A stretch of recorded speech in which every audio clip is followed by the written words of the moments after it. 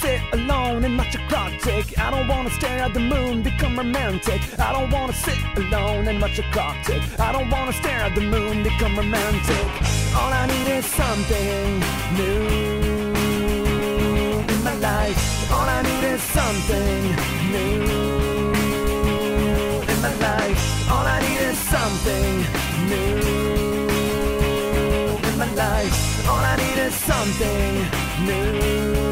The Rebel is my favorite kite just because it's really intuitive in the way that it turns and depowers, and feeling connected to your kite and in sync with what it's doing when you're surfing a wave or jumping or just riding for that matter is pretty much the best thing you can look for in a freeride kite.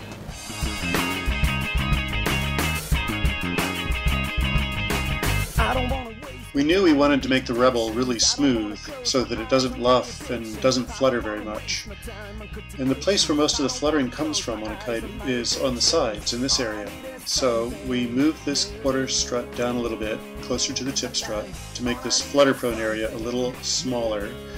And we flattened out the canopy in the area with some fairly subtle seam shaping that makes this area a lot less fluttery and less prone to luffing, which as a result makes the kite turn more smoothly, handle gusts more smoothly, and makes the bar feel steadier so that it's not shaking every time you sheet out.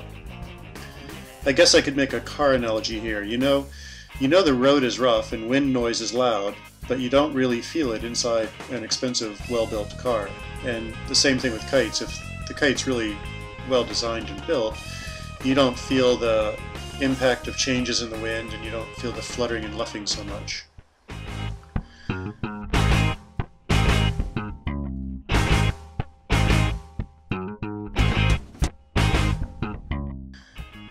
Another thing we've done with the new Rebel is gone to a more square tip, what we're calling the adaptive tip. And this includes an adjustable backline bridle. This gives us a little more adjustability for bar feel and turning speed. So if you want a harder bar feel, you can adjust the backline like this, using the lower knot. And if you want a softer bar feel, you can move the forward bridle line to the knot closer to the kite tip, and you get a little less feedback, meaning lighter bar pressure, but slightly quicker turning and softer power development.